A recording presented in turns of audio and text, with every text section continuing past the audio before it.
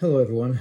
Hope you keeping well and staying healthy. Of course, in these times without football, uh, I'm staying glued to Twitter and all the other social media just to figure it out what's going on in the world. It seems that everyone is looking for solutions in when and how to restart football when we're all ready for it.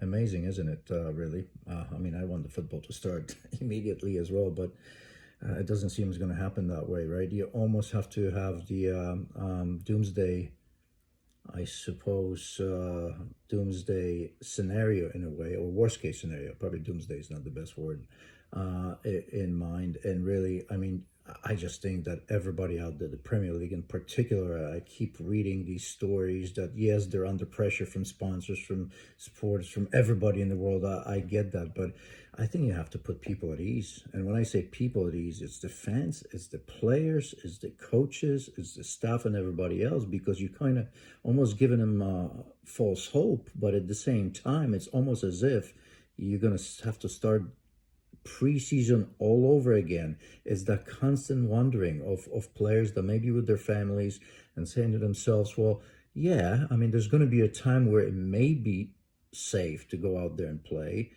But what does that truly mean? Wouldn't it be better to kind of put everyone at ease right now and just to say anywhere, all football, whatever they are in the season, in particular in Europe, I think that's because Major League Soccer is a little bit different, and maybe I'll talk about that in a different episode. But would it be better just to say it's over?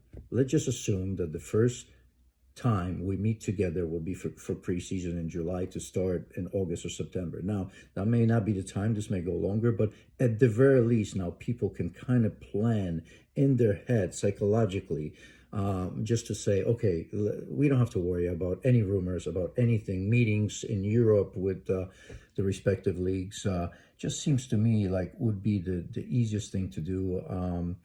And unfortunately, that also means that you have to make decisions, tough decisions. And I would keep the tables they are as of right now, everywhere in Europe.